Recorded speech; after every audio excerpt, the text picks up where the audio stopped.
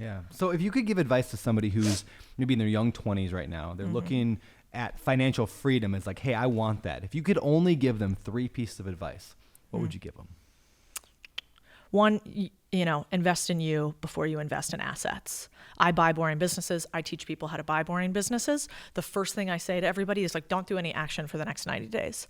Don't buy something. Don't invest in something. Your singular job is to spend at least an hour a day learning about investing. You will never, I can guarantee you will never regret spending the time learning what it means to make money either through investing or through earning. So that's the first thing. Don't make little investments. So the biggest mistake I see people make, and one of the people on my team did this. She was listening to a dude on the internet, who I'm actually friends with, funny enough. He was talking about day trading. And she spent $5,000 following his advice to day trade. I said, do you find yourself obsessed with this game of day trading or investing? Do you think that you are one of the best in the world at it? Are you getting really smart at the game of it? Or are you just attempting to speculate and get rich quick? Because that is the fastest way to lose your money. Yeah. So that's one. 2, it's the old adage that we all know to be true, which is, I think you should be the poorest and the dumbest in as many rooms as you possibly can.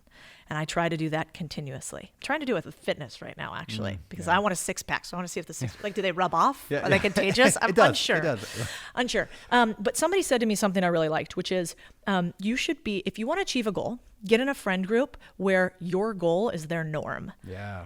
And that really flipped something for me, because when it's my goal to have a 6-pack and eat healthy, but the people I'm hanging around all already have 6-packs and eat healthy, their norm is what I want. Their goal will help me get to my goal way faster. Yeah. And so that's the second thing. It's just getting in the right rooms. And then probably the third is our motto. It's question everything you're told. Stuff by me, stuff by you. Your ability to hear an idea, even well or beautifully articulated, write it down and then go, do I agree with this? I'm not sure I do. What about second and third order effects of this situation? That critical thinking component will save people from poor investment decisions, and it'll save them from poor career decisions, and it will make them become a thinker as opposed to a follower. That's really good. I just made a video for Instagram the other day about that experiment they did back in, I think it was like the 50s, where they made people, they were testing like people's ability to respond to authority, even to the point of hurting people, right? They had you got to shock this person, right? You remember that one? So for those who haven't heard it, the idea is there was a person who was an actor sitting there in a room, and then in another room is the actual test subject that they bring in. And then the person of authority says, I want you to zap them when they get their question wrong, or whatever. So they zap them, and then they go zap them harder. Okay, zap them harder. To the point where they're zapping them. Now, they weren't really zapping them, but it was like 450 volts, like going in, supposedly, to the point of killing these people. And it said over 50% of the participants would zap people to the point of death, simply because some authority standing over their shoulder told them to, right? So the way I translated this is oftentimes we see people as authority, obviously explains a lot about like the Holocaust and all those terrible things, but it also explains a lot of some guru on the internet, some person on Instagram says that day trading is the thing, that mobile home parks are the thing, that whatever.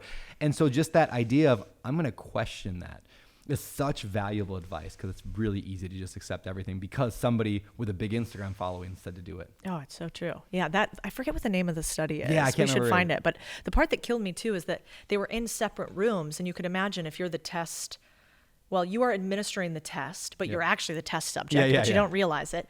And then as I read it, you couldn't see the person in the other room that was getting shocked, but they were yelling. So they'd be like, and the person would keep applying it. And then I heard another one where they did the same thing on the subway, and basically saw who would get up for people. So just in a very small way, if an elderly or pregnant person was sitting down and somebody asked them for their seat, often the elderly or pregnant person would get up for like a young man or woman that really didn't need to sit down, obviously. And so just our natural social conditioning of, I'm going to be okay to people, I'm going to be nice, I'm going to be proper, or I'm going to listen to authority is highly, highly ingrained. And it doesn't mean you have to be a jerk. That's not what we're saying. You don't have to say, push back on authority in every single way. But I do think having your own mind is incredibly powerful and very rare today.